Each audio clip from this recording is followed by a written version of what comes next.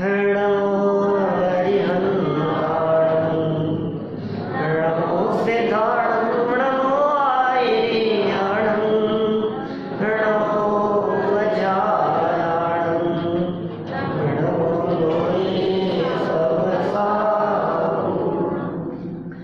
मोक्षमार्गस्य नेतारं वेतारं कर्मभूभृतां ज्ञातारं विश्वतत्त्वानां वन्दे तद्गुणलब्धये वन्दे तद्गुणलब्धये वन्दे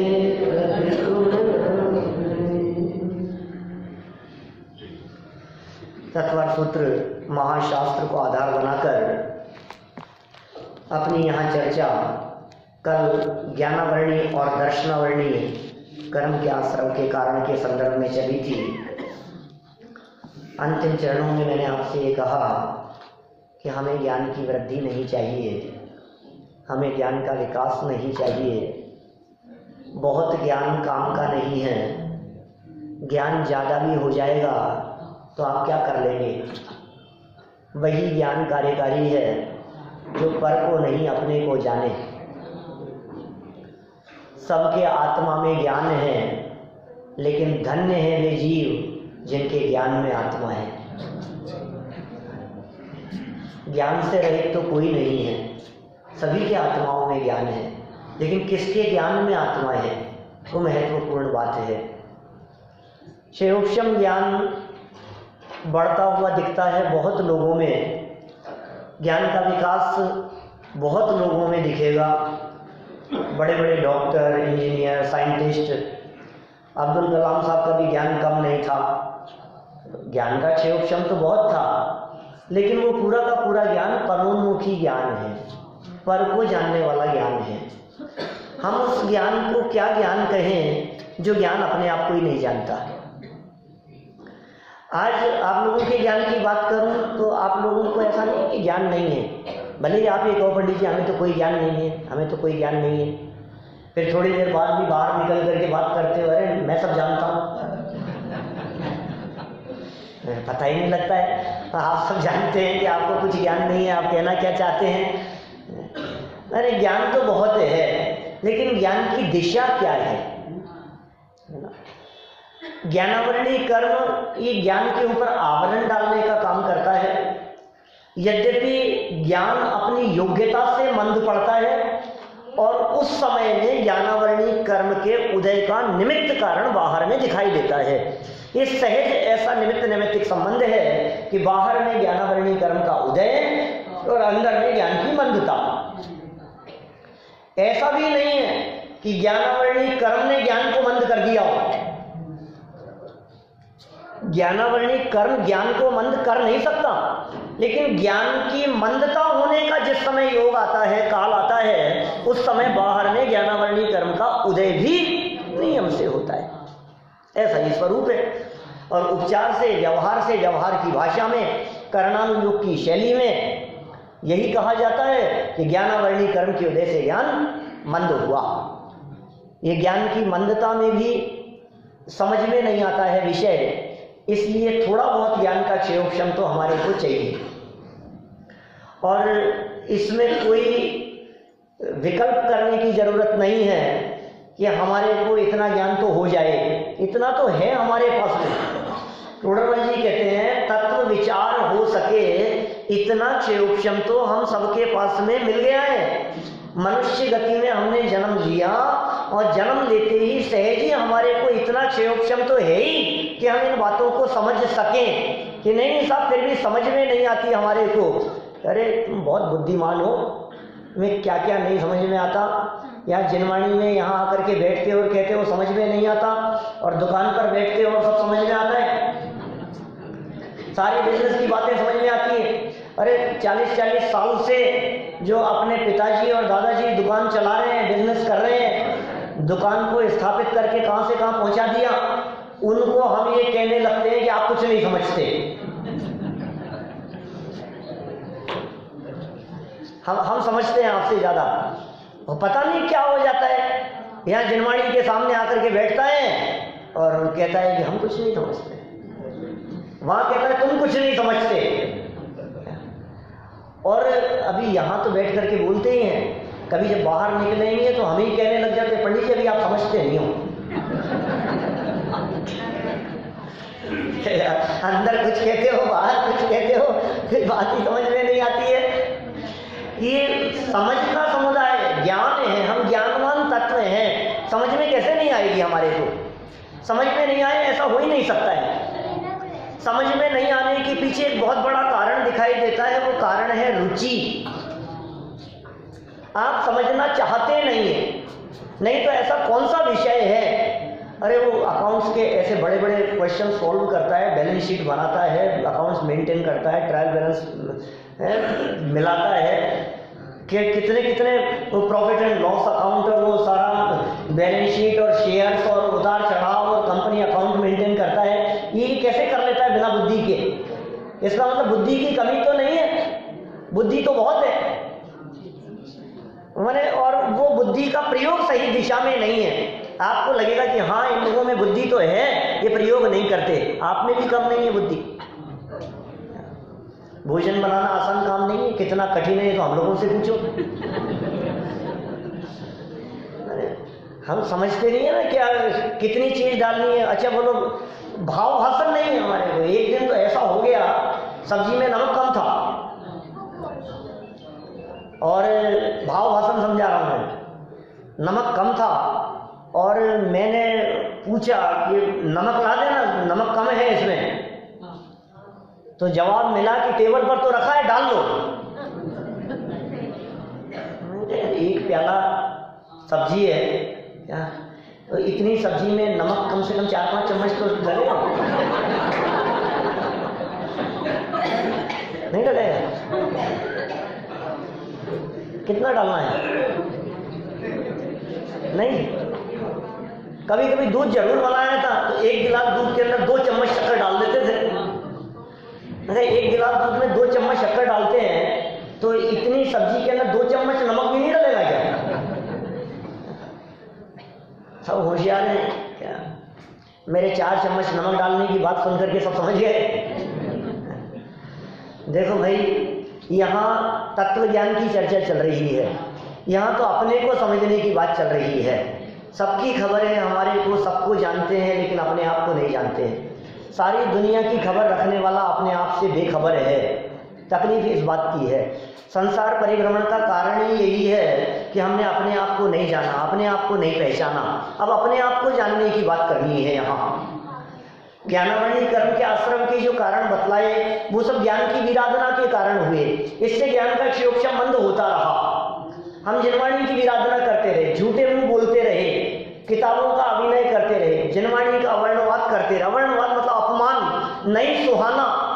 ज्ञानियों की विराधना की, ज्ञान की विराधना की, तत्व ज्ञान की विराधना की, पढ़ने सुनने वालों को मना किया, पढ़ने नहीं दिया, नहीं जिनवाणी का अपमान किया। जहां अरे एक नमोकार मंत्र की विराधना का भाव जिसके मन में आ गया, वो शुभम चक्रवर्ती नमोकार मंत्र को पैर से मिटाया था कि नहीं उसने?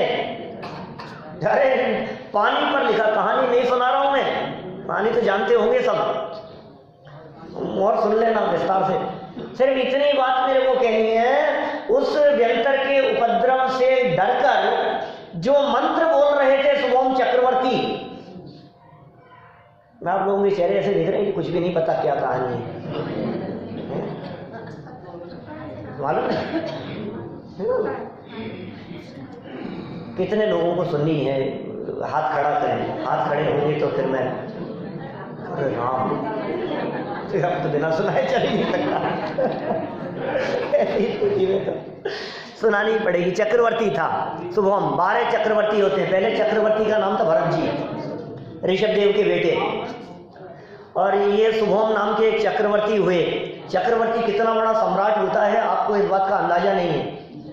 वो कितना बड़ा सम्राट होता है, मैं भी इस बात का अंदाजा लगाने के लिए आपको कहूँ तो कह सकता हूँ, अभी की जो दुनिया है, जैसे हम दुनिया कहते हैं, अमेरिका, लंदन, रूस, फ्रांस, जापान, अफ्रीका, ऑस्ट्रेलिया, ये सारे देश, ये पूरी की पूरी दुनिया चक्रवर्ती के राज्य में एक समुद्र में बूंद बराबर है।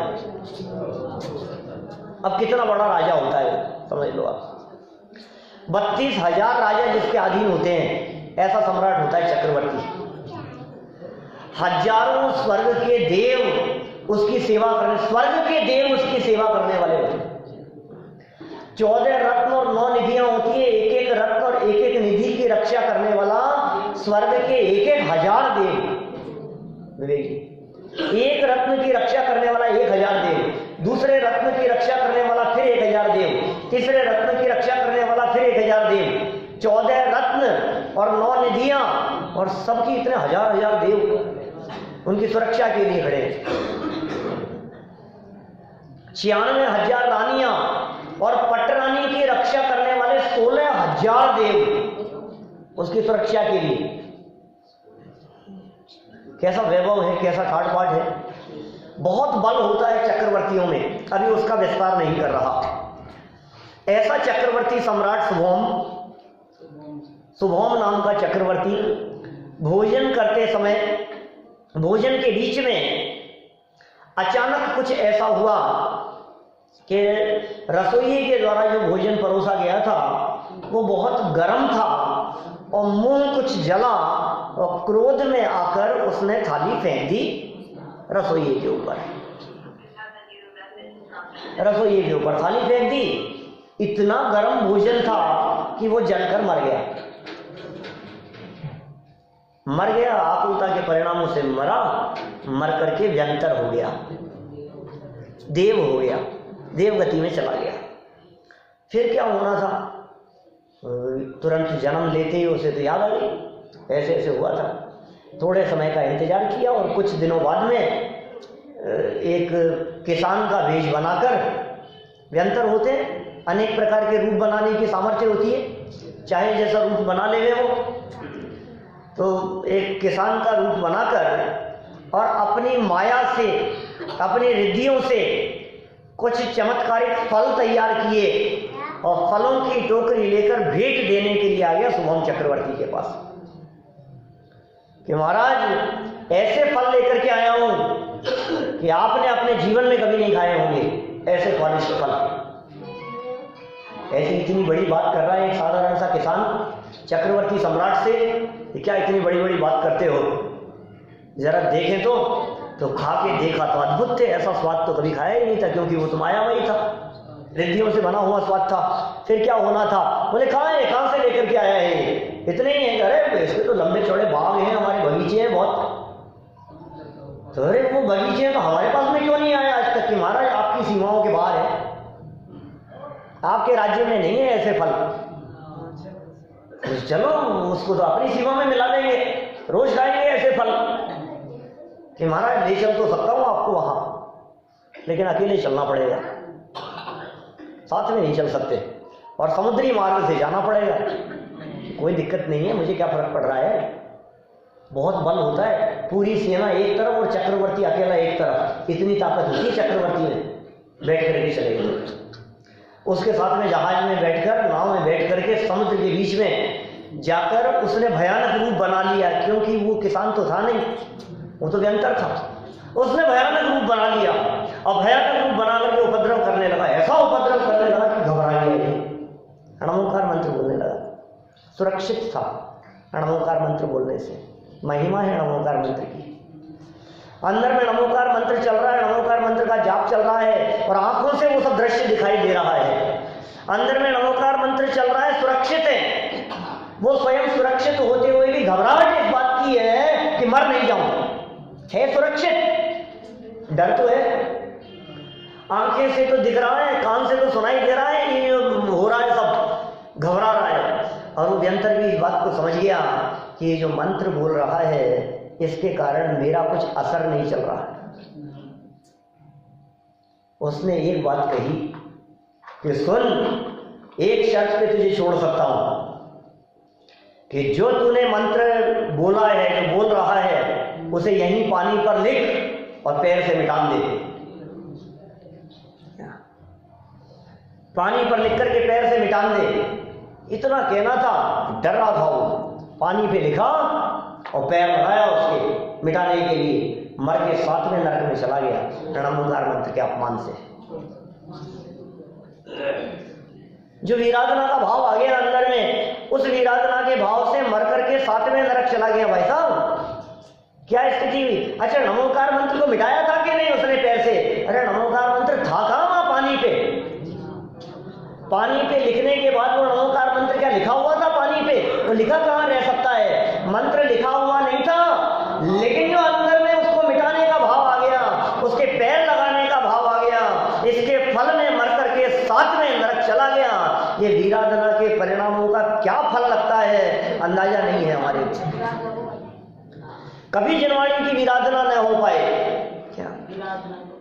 हमारे माध्यम से कभी जिनवाणी पैरों में न आए। जिनवाणी की बातें जहां लिखी हुई है, शास्त्र की बातें जहां लिखी हुई है, अरे स्वप्न में भी कभी जिनवाणी की वीराधना हो जाए तो महापाप समझना, प्रायश्चित का भाव आए अपने मन में, ऐसा हो। एक अकेले नमोकार मंत्र 4 लाइनें लिखकर और पानी से मिटाना नहीं, मिटाने के भाव मात्र से जो सुबह 7वें नरक में चला गया, जो पूरी की पूरी जिनवाणी के बारे में ऐसा विचार करे कि नहीं नहीं, तो फिर क्या होगा भगवान? कैसे स्थिति बन सकती है? सोचिए, थोड़ा सा विचार करें हम। भाई साहब ये माँ है हमारी, बड़े भाग्य से हमारे को ये जिनवाणी मिल गई है, और माँ का अपमान करने वाले की दुर्दशा होने से कौन बचा सकता है? जिस बालक के हृदय में अपनी माँ का सम्मान नहीं है, जो बालक अपने माता पिता का सम्मान नहीं कर सकता, बहुमान नहीं कर सकता, उसकी कैसी दुर्दशा होगी? ये सम्मान तो करना ही पड़ेगा। ये जिनवाणी माँ है हमारी, न केवल माँ है, ये माँ होने का पूरा फर्ज भी निभाती है जिनवाणी माँ। और जिसके हृदय पर जिनवाणी माँ का वृहद हस्त है, वो व्यक्ति कभी कष्ट पा नहीं सकता। ये साहब ये कर्म तो तकलीफ देंगे ना, जिनकी चर्चा कर रहे हो।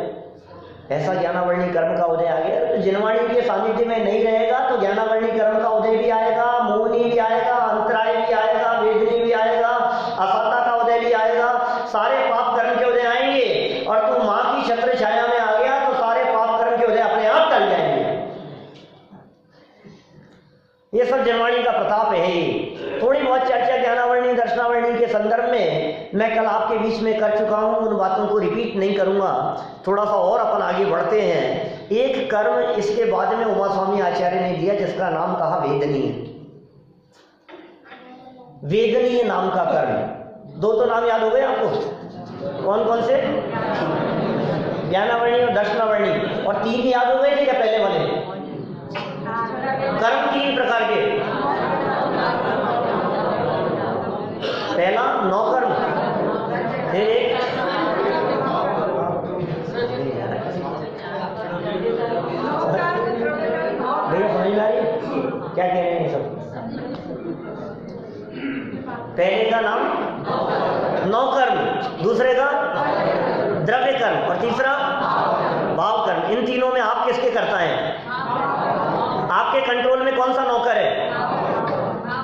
नौकर्म नहीं है आपके कंट्रोल में, द्रव्य कर्म भी नहीं है, तो क्या है? भाव कर्म। लेकिन चर्चा कर रहे हैं द्रव्य कर्म की, क्योंकि भावों के हिसाब से बनता है द्रव्य कर्म। ये द्रव्य कर्म के भेद बतलाए कितने? 8 में से 2 हो गए ज्ञानावर्णी और दर्शनावर्णी, तीसरे का नाम है वेदनीय। वेदनीय साता और असाता, साता से अनुकूलताएं और असाता से प्रतिकूलताएं। साता वेदनी कर्म का उदय आता है तो जितनी अनुकूलताएं दिखाई देती है वो सब साता के उदय से, और जितनी प्रतिकूलताएं दिखाई देती है वो सब असाता के उदय से। साता और असाता को दूसरे शब्दों में कहें तो हम कह सकते हैं पुण्य और पाप। पुण्य का उदय और पाप का उदय। ये पुण्य के उदय से अनुकूलताएं मिलेगी, सब काम मन माफिक होंगे, और पाप कर्म के उदय से मन के अनुसार काम नहीं होंगे। अब बोलो आपको दोनों में से क्या चाहिए? दोनों में से कौन सा चाहिए आपको? अरे आपकी बात अलग है बाबूजी, क्या चाहिए आपको? अभी नहीं समझ में आया। सुनो, पुण्य का उदय होगा तो दुकान चलेगी, पुण्य का उदय होगा तो बिजनेस दौड़ेगा, पुण्य का उदय होगा तो बच्चे कहना मानेंगे, पुण्य का उदय होगा तो सर दर्द नहीं होगा, पुण्य का उदय होगा तो शारीरिक परेशानियां नहीं होगी, पुण्य का उदय होगा तो तुम्हारी आज्ञा में चलेंगे सब, पुण्य का उदय होगा तो मान सम्मान मिलेगा, पुण्य के उदय में आपके मन माफिक काम होते रहेंगे सारे, पुण्य के उदय में घुटने दर्द नहीं करेंगे, कमर दर्द नहीं करेगी, पुण्य के उदय में आपके हार्ट अटैक कभी नहीं आएगा, पुण्य के उदय में आप डिप्रेशन में कभी नहीं आएंगे, पुण्य के उदय में सब काम आपके मन माफिक होते रहेंगे।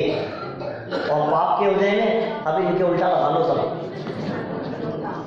ना आपकी दुकान चलेगी, घुटनों में दर्द शुरू हो जाएगा, सर दर्द शुरू हो जाएगा, बच्चे सामने जवाब देते रहेंगे। देते हैं कि नहीं सामने जवाब देते हैं? पीछे तो कुछ लोगों की गर्दन है, आगे वाले हिला नहीं रहे हैं, बच्चे भी सामने जवाब देते हैं। अरे बड़ी जी क्या करें, जमाना बहुत बदल गया है, बहुत खराब जमाना आ गया है। जमाना कुछ नहीं करेगा, पुण्य का उदय होगा तो पड़ोसी भी कहना मानेंगे, और पाप का उदय होगा तो अपने बच्चे ही घर से बाहर निकाल देंगे। बोलो अब क्या चाहिए, अब बतलाओ सच सच, अपने दिल पे हाथ रख करके कहना, झूठ मत बोलना। क्या चाहिए? पुण्य का उदय चाहिए, दोनों ही नहीं चाहिए। ये तो शास्त्र की बात कर रहे हैं, मैं दिल की पूछ रहा हूँ, ये शास्त्र की कह रहे हैं। आपको सच में नहीं चाहिए, पुण्य नहीं चाहिए, आपको पुण्य का उदय नहीं चाहिए। अच्छा ऐसा हो आपके साथ में कि आपको यहाँ खड़ा करके और आपकी बेइज्जती की जाए भरी सभा में, तो कैसा लगता है? घर घर में झगड़े इस बात के होते हैं कि सबके सामने कहने की क्या जरूरत थी, अकेले में नहीं कह सकते थे, सबके बीच में क्यों कह दिया? ये तो मेरे को पता है घर घर की कहानी, मैं सारी बातें घर की सारी बातें यहाँ कह देता हूँ।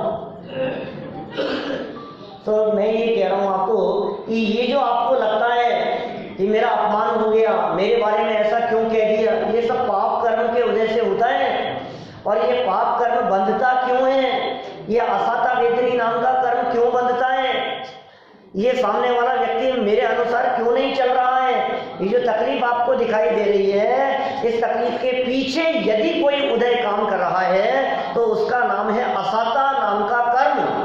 वेदनीय का एक पार्ट है असाता। ये साहब ये मेरे ही क्यों आता है ऐसे पाप कर्म का उदय, हमारे साथ ही ऐसा क्यों होता है? बहुत से लोगों को ये शिकायत रहती है, आखिर मेरे साथ ही ऐसा क्यों होता है, ये सारी परेशानियां मेरे पास होनी है, मेरे साथ में ऐसा होगा। उनके साथ तो कोई कुछ नहीं कहता है, उनको तो कुछ नहीं कहता है, उनके साथ तो कुछ नहीं होता है, मेरे साथ क्यों होता है? कि भैया तूने बांधा है असाता कर्म, किसी और का नहीं है, अपना ही बांधा हुआ कर्म है जो अपने को फल देता है। ये बंधता क्यों है ये असाता कर्म, इसके कारण बतलाए उमा स्वामी आचार्य ने। तत्वार्थ सूत्र महाशास्त्र 11 नंबर का सूत्र है 6ठे अध्याय का। क्या लिखा? दुख शोक तापा क्रंदन वद परिदेवन अन्यात्म परोभय स्थानान्य असद वेद्यस्य। दुख शोक ताप आक्रंदन वध परिदेवन पर और उभय स्थानानि असद वेद्यस्य। नहीं समझ में आया? यदि आप स्वयं दुखी नहीं होना चाहते हो तो दूसरों को दुख न दें। गीता का एक सूत्र है, आत्मनः प्रतिकूलानि परेशान न समाचरे। जैसा व्यवहार आपको अपने साथ में अच्छा न लगता हो वैसा व्यवहार आप दूसरे के साथ में ना करें। ये तो गीता का कथन है। अब जिनवाणी क्या कह रही है? गीता की बात तो नहीं बता, मैं तो आगे बढ़ रहा हूँ थोड़ा सा। हमारे यहाँ क्या कहा, देखो सारा समाज तो ये कहता है, सारा जगत ये कहता है दूसरे को कष्ट मत दो, हर व्यक्ति ये कहता है दूसरे को तकलीफ मत दो, लेकिन जैन दर्शन ये कहता है दूसरे को तकलीफ देने से तो असाता कर्म बंधता ही है। आप यदि दुखी होंगे तो भी असाता कर्म बंध रहा है। क्या कोई बात समझ में आई? ये जैन दर्शन की गहराई है भाई साहब। दूसरों को कष्ट देने के लिए तो सब मना करेंगे, नहीं नहीं मैं उनको कुछ नहीं कह रहा। अब कम से कम अकेले बैठ कर के रो भी नहीं सकती, रो भी नहीं सकता, मैं उनको तो कुछ नहीं कह रहा हूं, अब मैं खुद ही तो दुखी हो रहा हूं, अब इसमें भी तकलीफ है आपको? या हमें कोई तकलीफ नहीं है, ये दुखी होने के परिणामों से असाता वेदनी कर्म बनता है, हम ये कह रहे हैं। ये खुश रहने की कला सिखा रहे हैं जनवाणी के माध्यम से। ये कह रहे हैं दुखी होना नहीं, शोक संतप्त होना नहीं, शोक मग्न नहीं होना कभी भी, क्योंकि आपके शोक के परिणामों से नया असाता वेदनी कर्म बनेगा। कितनी बातें कही है, मैं यदि अभी एक एक शब्द को यदि खोल खोल करके बतलाऊं तो बहुत गहराइयां छिपी हुई है इसमें। ये सोचता है दूसरे को पीड़ा मत दो, दूसरे को पीड़ा मत दो, दूसरों को कष्ट मत दो। अरे दूसरों को तो ना दो, लेकिन खुद भी नहीं कष्ट पा रहा है, कष्ट सहता रहता है। और देखो गजब की बात है, लोगों को ऐसा लगता है जितना कष्ट सहेंगे उतना धर्म होगा। समाज में ऐसी भ्रांति चलती है, जितना जितना कष्ट सहेंगे ना, जितनी तकलीफ सहेंगे उतना ज्यादा धर्म होगा। लेकिन ये कह रहे हैं दुख सहने के परिणामों से तो असाता बनती, पुण्य भी नहीं बनता। धर्म होना तो बहुत दूर की बात है, पुण्य भी नहीं होता भाई साहब। आप जिस कष्ट सहने से धर्म समझ रहे हो, कष्ट सहने का नाम धर्म नहीं है। इन कष्ट की परिस्थितियां बनना ये असाता के उदय का काम है, अनुकूल परिस्थितियां बनना ये साता वेदनी कर्म के उदय का काम है, और दोनों ही परिस्थितियों में सहज रहना ये ज्ञानी का काम है। प्रतिकूल परिस्थितियों में तकलीफ नहीं हो और अनुकूल परिस्थितियों में प्रभावित नहीं हो। पाप के उदय में सीजते नहीं है और पुण्य के उदय पर बीजते नहीं है। ज्ञानी तो सदा ही अपने ज्ञान में बीजते हैं, आनंद मग्न रहते हैं। क्या फर्क पड़ता है? देखो तीव्र पाप कर्म का उदय आए, उसे बर्दाश्त करने वाले कई लोग मिल जाएंगे आपको समाज में। पाप का उदय जिन्हें विचलित न कर पाए ऐसे लोग आपको समाज में कई मिल जाएंगे। कई चेहरे ऐसे होंगे जो आपकी निगाह में आ सकते हैं, जिनके बारे में आप कहो साहब बड़े बड़े संकट आ गए इनके माथे पर, लेकिन हमने इनके चेहरे पे शिकन नहीं देखी,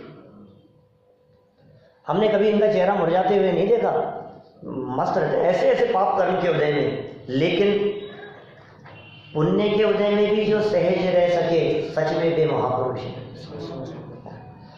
पाप का उदय प्रभावित नहीं कर सके, ऐसा धैर्य धारण करने की बात तो बहुतों में होगी, लेकिन तीव्र पुण्य का उदय चल रहा हो और उसमें प्रसन्नता का भाव न होवे, वे सच में ज्ञानी जीव हैं। ये वो महापुरुष हैं जिनकी चर्चा मैंने प्रवचन शुरू होने के पहले की थी, गुरुदेव श्री, जिनके जीवन में पाप कर्म का उदय भी देखो तो ऐसा दिखता है जिसकी हद नहीं, और पुण्य का उदय देखो तो ऐसा दिखता है जैसा पुण्य किसी और का दिखता ही नहीं, ऐसा तीव्र पुण्य का उदय। और दोनों ही परिस्थितियों में समता भाव रखना ये कला है। ये तत्वज्ञान जिनके हृदय में प्रवेश किया हो उनके जीवन में ऐसा होता है। तो क्या क्या बातें कह दी असाता वेदनी कर्म के संदर्भ में। अब ये असाता और साता, अब जैसे समझो आप अपन पुण्य पाप की बात करें, पैसे की बात करें, पैसे की बात सबको समझ में आती है, तो पैसे की आती है ना सबकी समझ में, आपके चेहरों ने बता दिया पैसे की बात तो समझ में आती है। अच्छा पैसा आता कैसे है ये बताओ सुरेश, कैसे आता है? पुण्य से। थोड़ी मेहनत तो करनी पड़ती है, मेहनत नहीं करनी पड़ती क्या साहब? पैसे के लिए क्या करना पड़ेगा? सुबह 9 बजे जाकर के दुकान खोलनी पड़ेगी, फिर ग्राहकों से माथा पच्ची, बच्चों को समझाता है, ऐसे ही थोड़ी ना आ जाता है पैसा। पैसे कोई पेड़ पे लग रहे हैं क्या? तुम तो जाकर के ऐसे खर्चे करते हो, शोरूम पे जाके खड़े हो जाते हो, रेट नहीं पूछते हो और कहते हो पैक कर दो, पेड़ पे लग रहे हैं। ये आपके कहने से ऐसा हम महसूस कर पा रहे हैं कि आप पैसा कमाने में कितना कष्ट का अनुभव कर रहे हैं। लेकिन भाई सच्ची बात तो यह है कि पैसा कमाने से नहीं आता, पैसा पुण्य के उदय से आता है। पुण्य के उदय से, पुण्य से आता है कि पाप से, वो तो बाद में बात करेंगे, लेकिन वो कर्म के उदय से आता है। इतना तो नसीब, हमारे कमाने से तो नहीं आता कि नहीं पंडित जी, कई लोग ले जाते हैं घरों में और ले जाकर के सारी संपत्ति दिखाते हैं, तो कहते हैं पंडित जी मैं जब आया था ना गांव से तब कुछ भी नहीं था, और आज देखो आपके आशीर्वाद से, भगवान की कृपा से आज इतना हो गया। कितने समय में? 40 साल में हमने इतना इकट्ठा कर लिया। 40 साल में आपने कितने कमा लिए? कितने कितने बता दूं, बोलो कितने फिगर खोल दूं?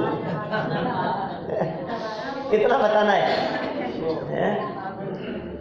500 करोड़ की बात करो, ज्यादा की बात मत करो। अरे 500 करोड़ तो बहुत कम कह रहा हूँ। ये टीवी की स्क्रीन पर तो आजकल तो बहुत लंबी चौड़ी बातें होती है।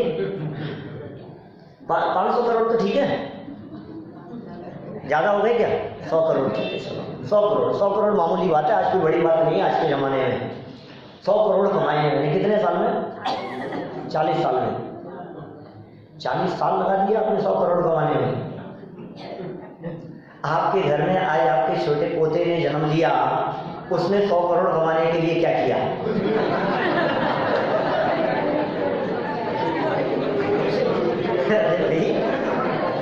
आप क्या क्या सोच रहे हो आप लोग? कितनी मेहनत की, कितनी दुकानें चलाई, कुछ नहीं, वो 100 करोड़ का मालिक हो गया। आपने जो करने के लिए 40 साल लगा दिए, उसको तो 40 दिन का भी नहीं हुआ अभी। जन्म होते ही ये क्या है भाई साहब, ये किसके उदय का कहा मैं बतलाओ? आप कर करके मरे जा रहे हो, और आपने इतना इकट्ठा कर लिया, उसके बावजूद भी 40 साल आपने निकाल दिए हैं, और 40 साल में अपने शरीर की ऐसी हालत कर ली आपने कि मुंह में दांत नहीं है और पेट में आते काम करती नहीं है। अब क्या खाओगे और क्या कमाया आपने, बस देखते रहो। और वो जो आया है ना अभी, उसके दांत भी आएंगे और उसके आंतें भी काम करेंगी, तो मौज उड़ाएगा। किसके लिए किया आपने, ये तो बता दो। कल एक घटना बतला रहे थे मेरे से, ये कह रहे थे पवन जी भाई साहब, मेरे प्रवचन में सुनी थी, दोबारा सुना देता हूँ, आपने पूरी ढंग से सुनाई नहीं। सच्ची घटना है, न्यूज़पेपर में पढ़ी थी, वो घटना बतलाता हूँ। रसिया का एक सेठ था, बहुत बड़ा सेठ, और उस सेठ की डेथ हो गई। डेथ हो जाने के बाद में उसकी पत्नी ने ड्राइवर से शादी कर ली। सच्ची घटना है ये, कुछ 4-5 साल पुरानी घटना होगी मुश्किल से। मैंने उसने ड्राइवर से शादी कर ली। बात ये नहीं है कि किसके कैसे परिणाम हो, कौन क्या कर ले। बात तो मुझे आगे ये कहनी है कि उसकी डेथ के बाद और उसकी ड्राइवर से शादी हो जाने के बाद ड्राइवर का स्टेटमेंट न्यूज़पेपर में छपा था, वो बताना चाह रहा हूं मैं। उसका स्टेटमेंट ये छपा था कि जीवन भर हम ये समझते रहे कि हम सेठ जी के लिए काम कर रहे हैं, लेकिन आज पता लगा कि सेठ जी मेरे लिए कमाते रहे।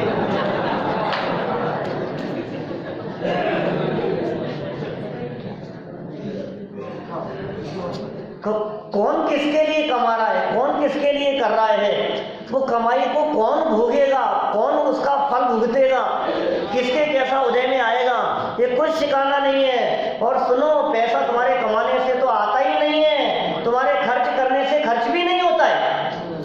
जोड़ जोड़ करके आज तक कोई चक्रवर्ती सम्राट नहीं बना। भरत जी ने चक्रवर्ती बनने के लिए बतलाओ कितनी फैक्ट्रियां डाली होगी? नहीं। कितने बिजनेस शुरू किए होंगे, कितनी दुकानें चलाई होंगी? कुछ नहीं किया उन्होंने, कुछ नहीं किया। और फिर क्या हुआ? चक्रवर्ती सम्राट बन गए, 6 खंड की विभूति के स्वामी हो गए। माने पुण्य के उदय से आता है तो सहज आता है, और जब पाप कर्म का उदय होता है तो चला भी जाता है। और एक बात और मार्मिक कह दूं आपको, चक्रवर्ती सम्राट की तीसरी पीढ़ी वाले लोग भीख मांगने वाले होते हैं। इतने बड़े सम्राट के घर में समय बदलते देर नहीं लगती, समय बदल जाता है।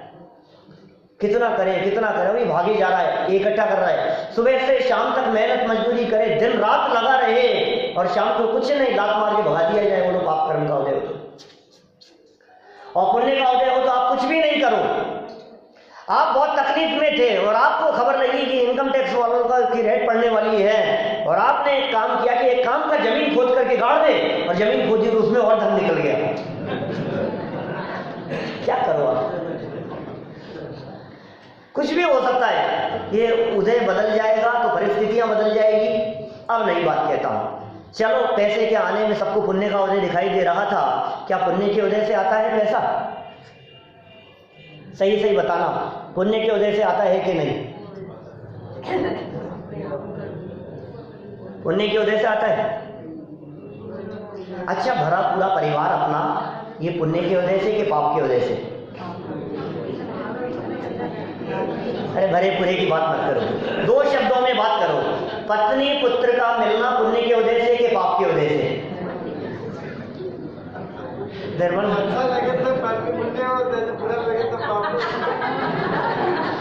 आपको पुण्य की वजह से मिला कि पाप की वजह से? सिचुएशन पे डिपेंड करेगा। पुण्य की वजह से भी नहीं मिलता, पाप की वजह से भी नहीं मिलता। सच में पुण्य की वजह से पैसे का संबंध नहीं है। मैं बहुत मार्मिक बात कह रहा हूँ। मैं वो पार्ला मंदिर प्रतिष्ठा के अवसर पे कही थी मैंने बात। मैंने कहा पुण्य के उदय से पैसे का संबंध नहीं है। पुण्य का उदय आपका ऐसा हो, बहुत तीव्र हो, लेकिन पैसा पास में बिल्कुल नहीं हो, ऐसा भी संभव है। पुण्य का उदय इतना है कि लोग प्रशंसा कर रहे हैं, जय जयकार कर रहे हैं, गले में माला पहना रहे हैं, बहुत बहुमान हो रहा है, तो पुण्य का उदय है ना। लेकिन शाम को रोटियों के लिए पूछने वाला कोई नहीं है। उदय की स्थिति की बात है। तो पुण्य के उदय से मिले पत्नी पुत्र के पाप के उदय से? पैसा पुण्य के उदय से आया कि पाप के उदय से?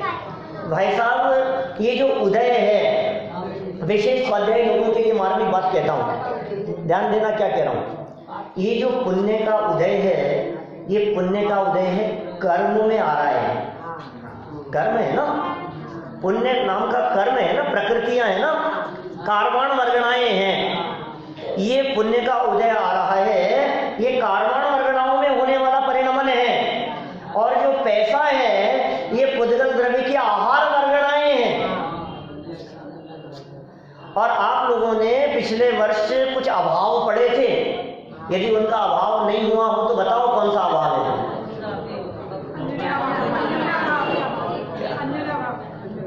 अन्योन्य भाव है। नहीं समझ में आई बात? कर्म जो है वो कर्म वर्गणाएं, वो कार्बन वर्गणाएं, वो अलग जाति की है, अलग जाति के पुद्गल हैं। और जो पैसा है वो अलग जाति के पुद्गल हैं। और ये कर्म जाति के पुद्गल ये आहार वर्गणा वाले पुद्गलों को खींच नहीं सकते। क्या ये कर्म के वजह से ऐसा नहीं होता?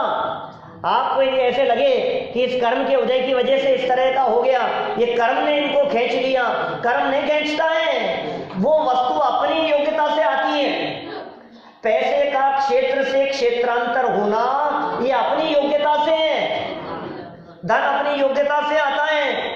सारे घर परिवार की व्यवस्थाएं अपनी योग्यता से चलती रहती हैं। उसमें जब अनुकूलता का आभास होता है तो पुण्य का उदय, और वही जब प्रतिकूल लगने लगती है तो पाप कर्म का उदय। जो दिख रही है अभी सामने, यदि वो सेवा भावी दिख रहे हैं तो पुण्य का उदय। और जैसे ही वो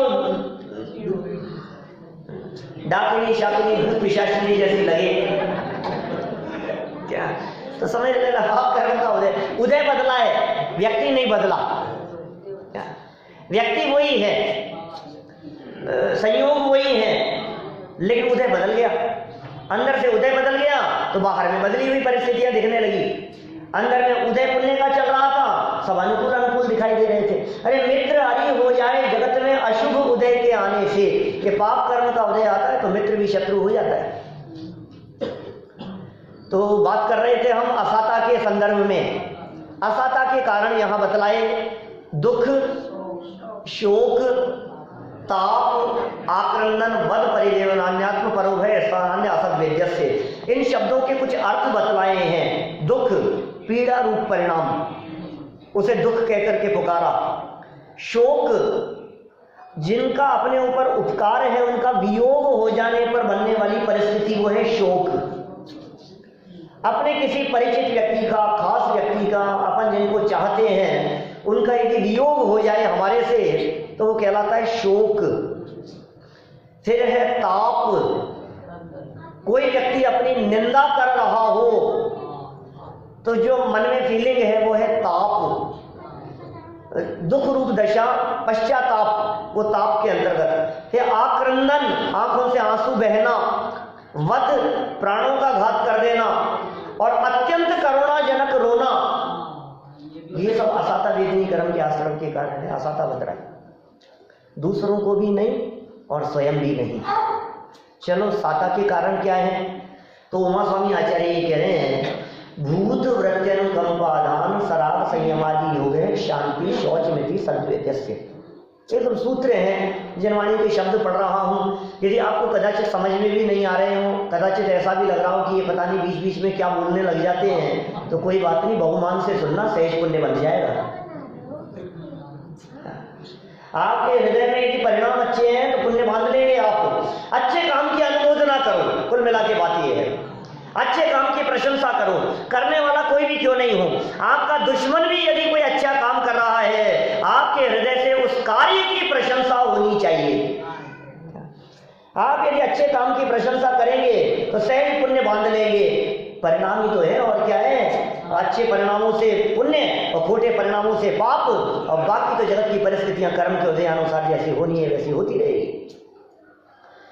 ये साहब पैसा यदि पुण्य के उदय से आता है तो फिर शटर डाउन रखें अपन, फिर आएगा कि नहीं आएगा? ये दुकान पे जाएंगे ही नहीं तो कैसे आएगा? बोलो, कोई जरूरी नहीं है। आपका बिना दुकान पर जाने का योग लिखा होगा तो बिना दुकान के आ जाएगा ये, लेकिन आएगा उदय के अनुसार ही। ये बात समझ लेना आप। जैसे देखिए, जितना धन खर्च किया जाता है, जितना पैसा खर्च किया जाता है, उतनी महंगी, उतनी अच्छी चीज बाजार से खरीद के लाते हैं। किस क्वालिटी की चीज खरीद के लाएंगे कि जितना पैसा खर्चा करेंगे वैसी क्वालिटी की चीज मिलेगी। उसी तरह से हम ये कह रहे हैं, जिस क्वालिटी का कर्म खर्च होगा उस क्वालिटी की चीज मिलेगी, उस क्वालिटी के संयोग मिलेंगे। सबके संयोग एक जैसे नहीं होते। घर तो सबके पास में है, परिवार सबके पास में है, लेकिन सबका परिवार एक जैसा नहीं है, सबका मकान एक जैसा नहीं है, सबकी दुकान एक जैसी नहीं है। और कई लोगों का बिजनेस कहने के लिए एक जैसा हो, लेकिन सबका बिजनेस एक जैसा नहीं है, सबका प्रॉफिट एक जैसा नहीं है। ये सब अलग अलग हैं। ये अलग अलग क्यों है? ये अलग अलग होने के पीछे क्या कारण है? कि वही उदय अपना अपना, सीधी सी बात है। अच्छा, तो फिर वो बदलने के लिए क्या करें हम? कदाचित कुछ पाप हो जाए, ये असाता के कारण जो यहाँ कहे, हम दुखी हो गए, पीड़ित हो गए, तकलीफ में थे, कदाचित ऐसा कुछ हो गया तो अब तो पाप बन गया हमारे को। मन से लग रहा है ना पाप, तो सोच से पाप बन रहा है ना, तो अब क्या करें? बोले परिणाम बदल दो। जिन परिणामों से आपके असाता बंधता है, उसके विपरीत परिणामों से साता बंधना शुरू हो जाएगा। परिणाम बदलना है, इधर परिणाम बदलेंगे उधर एक्शन दिखेगा। ऐसा ही होता है। ये सहज स्थिति में एक बहुत पुरानी कहानी सुनाता हूँ, बहुत पहले की बात है, पुराने जमाने की। एक सेठ था, गांव में बिजनेस करता था, लकड़ियों का व्यापार था उसके। थोड़ा तो उसने बिजनेस बढ़ाया, फिर उस सेठ का स्वर्गवास हो गया। इकलौता बेटा था, वो बेटा उस लकड़ियों के व्यापार को बहुत बढ़ाने लगा। चंदन की लकड़ियों का व्यापार बहुत बढ़ा लिया उसने, उसका नाम ही चंदन सेठ पड़ गया। लकड़ियों का व्यापार, चंदन की लकड़ियों का लंबा चौड़ा बिजनेस, गांव में रहते थे। लेकिन एक दिन अचानक उस गांव से राजा की सवारी निकली। राजा उधर से गुजरे। जब राजा उधर से गुजर रहे थे, उधर से निकले, तो ऐसा होता है गांव में कि राजा आए हैं तो उनके दर्शन करने के लिए पूरा गांव रोड के दोनों साइड खड़ा हो गया। महाराज की जय हो, जय जयकार लगा है। महाराज के दर्शन करने के लिए पूरा गांव इकट्ठा हो गया है और सवारी बीच में से निकल रही है। वो अपने रथ पर बैठकर निकल रहे हैं। इस सेठ के घर के बाहर से निकले। सेठ अपने घर पर था, ऊपर फर्स्ट फ्लोर पर, बालकनी में निकल करके उसने देखा। सेठ के मन में एक विचार आया, भाव है, कुछ भी आ सकते हैं। उसके मन में ऐसा भाव आ गया, अभी यदि ये राजा अपने यहाँ गांव में ही मर जाए, नहीं सोच सकता कोई भी। सोच है, दिमाग में आ गई बात। अभी यदि ये राजा यहाँ गांव में ही मर जाए तो क्या होगा? चंदन की गाड़ियों में जलाएंगे। अपना पुराना जितना डेड स्टॉक पड़ा है सब अच्छे दामों में मिल जाएगा। मन में आ गया इस तरह का भाव।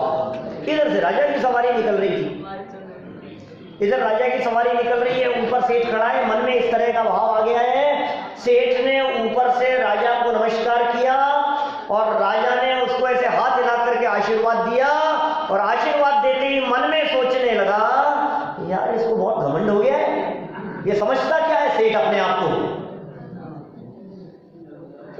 मैं यहाँ आया हूँ इनके गांव में, वर्षों बाद में आया हूँ, नीचे उतर करके नहीं आया, सारा गांव मेरे दर्शन के लिए आया, ऊपर से नमस्कार करता है। बगल में खड़े हुए मंत्री से कह दिया, मंत्री जी सुबह बुलाओ, 8 बजे फांसी पे चढ़ा देना।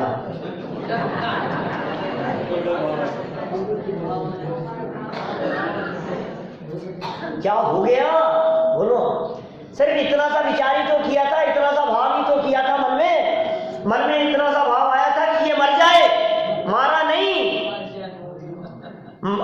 नहीं है उसको, मारना नहीं चाहता होगा, जो भी स्थिति थी, लेकिन तुरंत ऐसा कर्म बांध लिया जिसके कारण मृत्युदंड सुना दिया गया। राजा की सवारी निकल गई, रात गई, बात खत्म हो गई। सेठ घर में बैठा था, विचार कर रहा था, बिस्तरों पर लेटा हुआ था, और उसने विचार किया कि यार आज मेरे मन में बहुत गलत विचार आ गया। आज यदि मेरे पिताजी जिंदा होते तो क्या मैं उनके बारे में ऐसा सोचता? आखिर राजा भी तो प्रजा के पालक होते हैं, मुझे राजा के बारे में ऐसा नहीं सोचना चाहिए। वे भी तो पिता समान ही है। खैर हुआ तो हुआ, लेकिन कभी ऐसा भाव हे भगवान मेरे मन में नहीं आना चाहिए। सो गया वो तो। सुबह मंत्री जी उठे, उठ करके राजा के पास में गए, महाराज बुलाऊं, सेठ को बुला लाता हूँ, फांसी पे चढ़ाना है 8 बजे। ये रहने दो यार,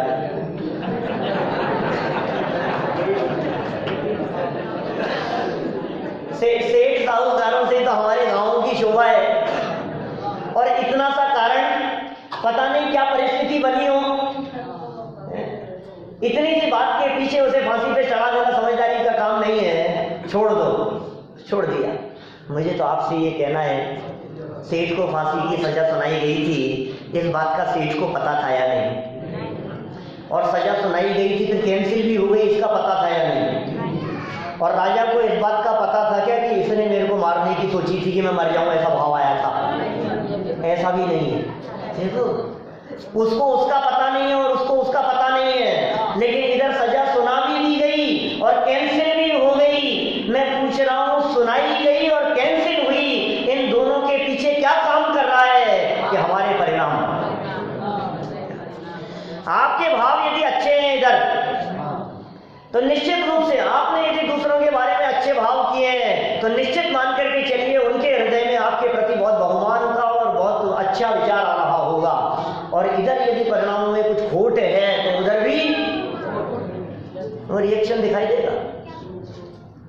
हम काम कर रहे हैं इधर, सोच रहे हैं यहाँ, और परिवर्तन हो रहा है वहां, लेकिन इसको पता है क्या लगता है? इसको तो ऐसा लगता, अभी आप यहाँ सुन रहे हैं ना, ये सुनने के भावों से जिनवाणी की बातें, तत्वज्ञान की चर्चाएं, वस्तु स्वरूप का विचार, विधान में आकर के बैठने का भाव भी यदि आपने बना लिया, इतना भाव आपने बनाया कि आज तो विधान में आकर के बैठेंगे, आपको पता नहीं कितना पुण्य बांध लेंगे।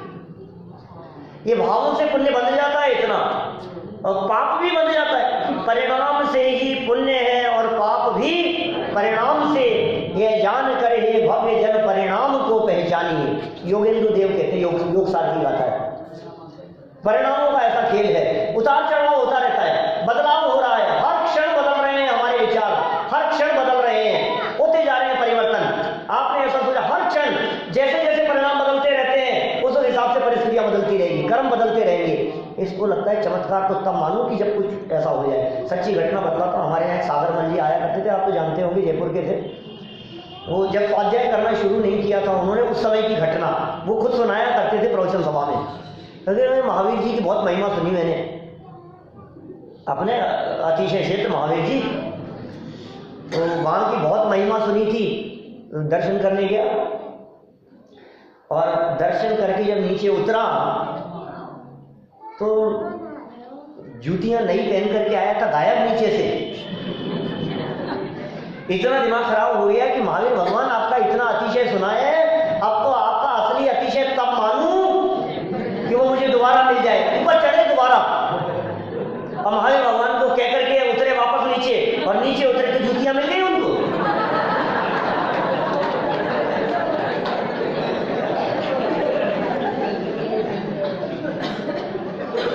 फिर बाद में मालूम चला कि कोई टॉयलेट करने पहन गया था।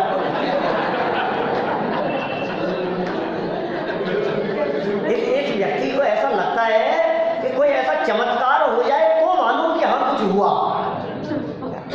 माने कुछ ऐसा हो जाए। मतलब आपको ऐसा लगता है पहले तो बहुत बड़ा संकट आ जाए माथे पर, और फिर बहुत बड़ा संकट आ जाने पर फिर ये शांतिलाल जी बाबू जी ने कहा कि तुम तो प्रवचन सुनने के लिए आओ, और प्रवचन सुन करके जाए और वो संकट टल जाए, और साहब चमत्कार हो गया। इसका चमत्कार है।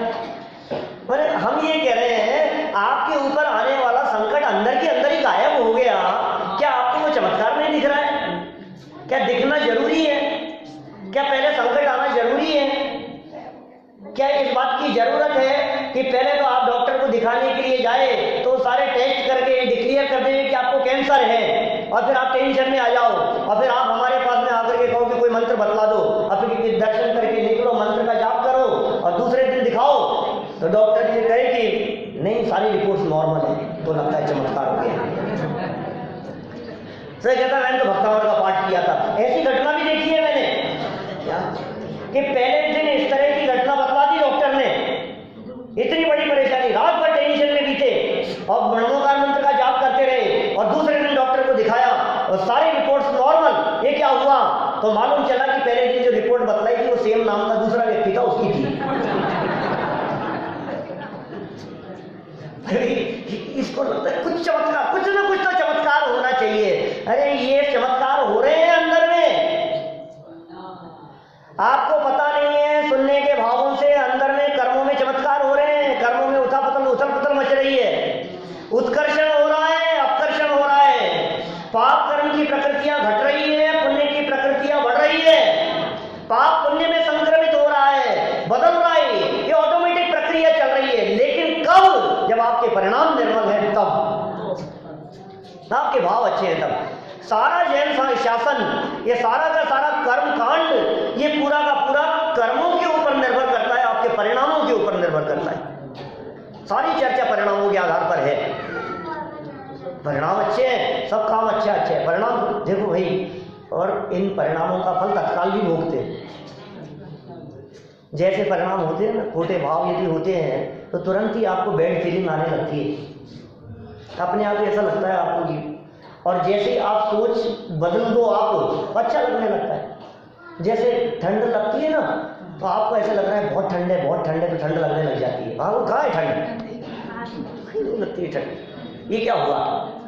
माने आप एक बार फील तो करो ये चीज कि नहीं है, कोई तकलीफ नहीं है, कोई संकट नहीं है। अरे बड़े बड़े महापुरुषों को देखते हैं, उनके जीवन में आने वाले संकटों को देखते हैं, तो अपने संकट तो कुछ दिखाई नहीं देते उसके सामने। उनके संकटों के सामने उनकी परिस्थितियां कैसी कैसी, रामचंद्र जी के जीवन में कैसी परिस्थितियां बनी, सीता के जीवन में कैसी परिस्थितियां बनी, सती अंजना, सती मनोरमा, उठा करके देखो, इतिहास पूरा प्रथमानुयोग भरा पड़ा है उन घटनाओं से, जो घटनाएं पुण्य और पाप कर्म के उदय की परिस्थितियों को बतलाती है। एक बार यदि गहराई से उन परिस्थितियों को देखोगे तो आपको अपने संकट, अपनी परिस्थितियां प्रतिकूल नहीं दिखाई देगी। अरे हमारे तो संकट ही क्या है, मतलब रामचंद्र जी ने सीता को जंगल में छुड़वा दिया था, बोलो ऐसे तो नहीं है आपके हस्बैंड, आप दिन रात क्लेम करते रहते ऐसे हैं ऐसे हैं ऐसे हैं। ये तो रामचंद्र जी जैसों की बात है। बोलो, गर्भवती अवस्था में लवकुश गर्भ में थे और जंगल में छुड़वा दिया, और कृतांत वक्र सेनापति को कह करके, और तीर्थ यात्रा के बहाने, तीर्थ यात्रा ही करनी थी तो खुद जाते साथ में, सेनापति के साथ में भेज दिया और जंगल में छुड़वा दिया उसको। पाप कर्म का उदय हो तो क्या हो। देखो फिर जब अग्नि परीक्षा हुई तो अग्नि परीक्षा के समय स्वर्ग से देव आ गए, मालूम है ना आप सब कुछ। पुष्प वृष्टि करने लगे, अग्नि का जल हो गया, आग लगी हुई थी वो पानी हो गई। सीता जी ने अग्नि में प्रवेश किया और अग्नि पानी बन गई, और देवों ने ऊपर से जय जयकार करना शुरू कर दिया, पुष्प वृष्टि करना शुरू कर दिया। गजब हो गया, गजब हो गया, जय हो जय हो जय हो, गजब हो गया। उस समय कहाँ चले गए थे, सो रहे थे जब रावण उठा के ले जा रहा था। उस समय कहाँ चले गए थे सारे देव। लेकिन क्या करें, देव तो कुछ नहीं कर सकते। आपके पाप कर्म का उदय हो तो वो सोते रहेंगे, और आपके पुण्य का उदय हो तो वो तुरंत आ जाएंगे। माने पाप कर्म का उदय होता है तो आपकी सुरक्षा के लिए लगाए गए बॉडीगार्ड भी, वो इंदिरा गांधी को मार दिया,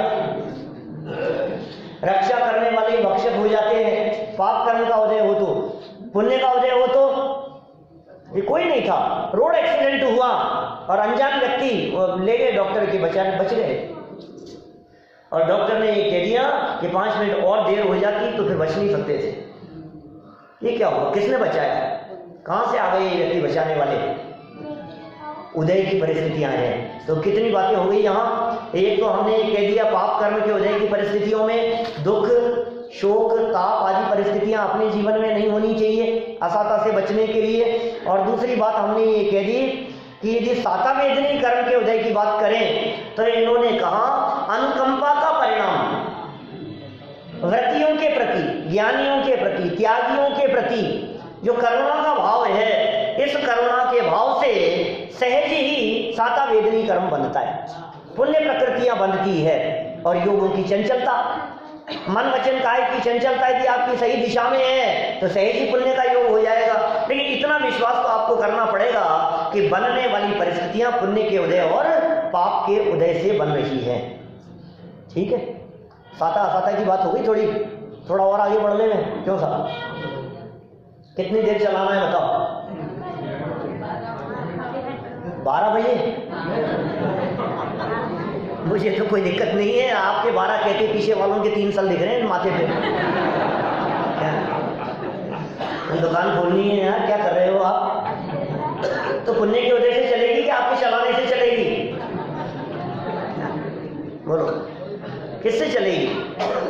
नहीं हमको तो एक्चुअल में टाइम तो ये बतलाया था 9 से 10 बजे जाके दुकान खोल लेंगे, फिर कर दिया 10:30। चलो कोई बात नहीं, आधा घंटा लेट सही। अब कह रहे हो चला लो 11 तक और फिर बीच में बोल रहे हो 12। अब तो हद ही हो गई। सुनो भाई, चलेगा उतना ही चलेगा, अपने भाव बिगाड़ करके पाप मत बांधो। क्या जितना चलना होगा उतना चलेगा। सच में मेरे हाथ में भी नहीं है क्या बोलना है और कितना बोलना है। ये तो सहज भाषा वर्णना के योग से जो निकलना होता है सो निकलता है, सोच सोच करके नहीं बोला जाता है। मैं सोच करके नहीं आता किसका नाम लेना है और किसका क्या सुनाना है। मैं सोचता भी नहीं हूँ विवेक कुछ भी, मैं ऐसे आकर के बैठ जाता हूँ, बस सीधा आकर के बैठ जाता हूँ और ये सोचता हूँ जो निकलना होगा सो निकलेगा, जितना निकलना होगा उतना निकलेगा, और जितना आपका सुनने का योग होगा उतना सुना पाएंगे, तो बस हो जाएगा। उसमें क्या है, एक कर्म की और चर्चा कर लेते हैं, थोड़ी सी चर्चा कर लेते हैं। अब पता नहीं कितनी चलेगी। आप दिल थाम के बैठना, आपकी दुकान में कोई कमी नहीं आएगी। हाँ नहीं सही कह रहा हूं मैं दुकान चलती कैसे उसका असली कारण बतला रहा हूं।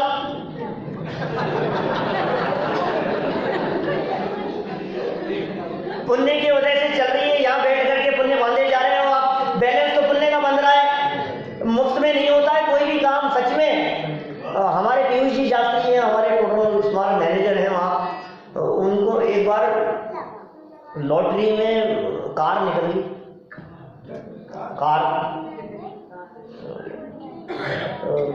लोग कहने लगे इस तरह की बातें, गजब का पुण्य का उदय, गजब का पुण्य का उदय। तो मैंने कहा भाई साहब ये मुफ्त में नहीं मिली है, खर्च करना पड़ा है पुण्य। आपको ऐसे लगता है कि इसको फ्री में मिल गई, इसने कुछ नहीं किया।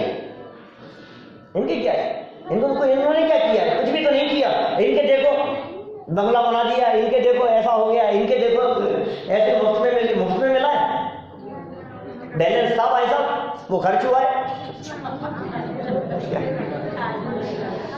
आपके पास में भी बैलेंस होगा तो वो खर्च होगा, इसलिए आप चिंता नहीं करें। आप तो ये देखें, यहाँ तो देखो आप सेठ बनने की सोच रहे हो, दुकान चलाने की सोच रहे हो, हम आपको भगवान बनाने की बात कर रहे हैं। आप पुण्य बांधने की बात सोच रहे हो, हम कह रहे हैं पुण्य और पाप से पार होकर के आप परमात्मा बन जाए। आप परमात्मा के भक्त बनने की सोचते हैं, हम भक्त नहीं भगवान बनने की बात बताते हैं। यहाँ तो भगवान बनने की चर्चा चल रही है। एक और कर्म है, बड़ा खतरनाक कहलाता है, नाम क्या है उसका? बहुत खतरनाक है।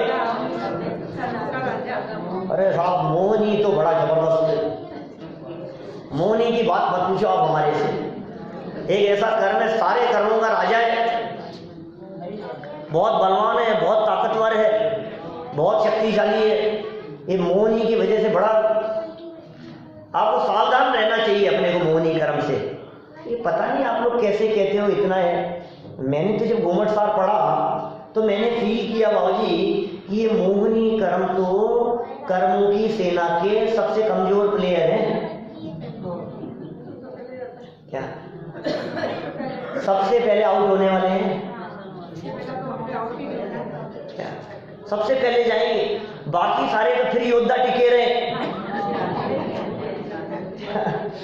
सबसे पहले मरने वालों में यदि किसी का नाम है तो वो कौन है?